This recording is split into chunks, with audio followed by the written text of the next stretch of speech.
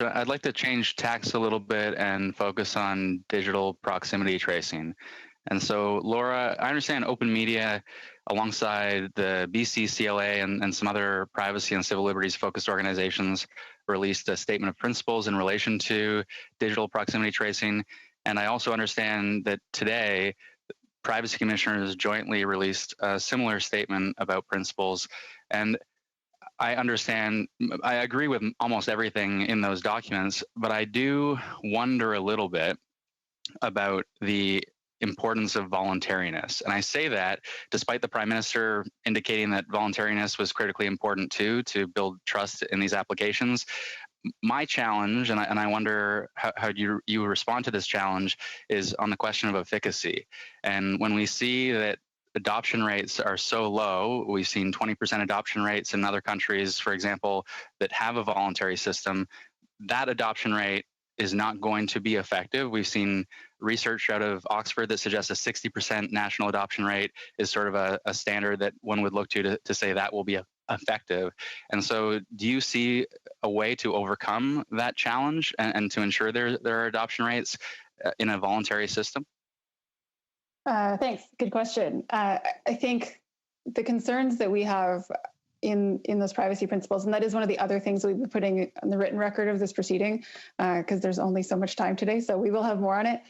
But I think the biggest concern for us around the voluntary versus mandatory is that if it's mandatory, this is no longer consensual, and the privacy protections that we have in place through both PIPEDA and the Privacy Act are insufficient to actually protect Canadians' data. And that's really where that voluntary piece needs to come in. I think there are huge concerns, taking a step back from the privacy principles that we've put forward, there are huge concerns around the effectiveness of these apps, even where they are adopted.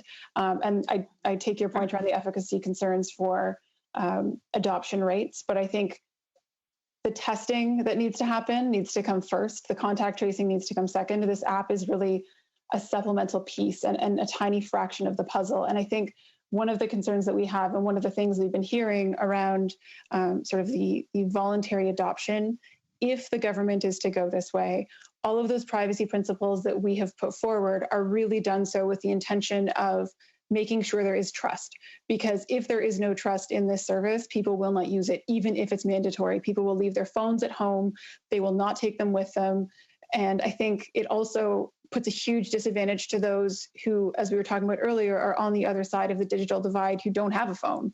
So if this is now something that's being used to give people the permission to leave their houses or ride public transit and you don't have a device, you're now effectively being penalized and left behind even more. I think that's a good point. So where you tie privileges to the use of an application and people are left out as a matter of the digital divide, whether we're talking about seniors, homeless, or other circumstances where people don't have access to the technology, that is a real challenge that would need to be overcome. But when we're talking about initially what is effective, I wonder the go-to to voluntariness, and I say this as someone who has been incredibly vocal and supportive of privacy overall as a parliamentarian, but if we're not even going to get in the door of any efficacy or usefulness out of this because of the barrier of voluntariness, then, and I'll use an example here maybe that is simpler. I read the Privacy Commissioner's statement, and de-identification is an incredibly important principle.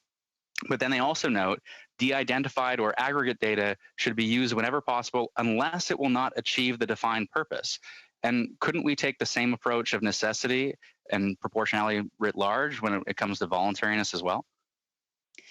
I think when we look at, really big picture, I don't think these apps are going to work. And I think that's the big problem. And I think that forcing them onto people when they're not going to actually have the impact that's desired. That's a fair point if they don't work. But if they do work and they require a level of adoption for them to work, and voluntariness is standing in the way, I guess the challenge, I'm trying to think through this problem. And the challenge I see is our economies have been devastated. We're facing obviously a recession, and if it extends further, potentially a depression. Our civil liberties are already curtailed significantly. We're not making this decision in a vacuum. And so if, and it's a big if, but if the use of these applications that are an opt-out system rather than an opt-in system can move us faster to a life that means we can have some sense of normalcy, our economy returns, and our lives may potentially be saved, I don't know whether that's the hill to go to battle on in the end.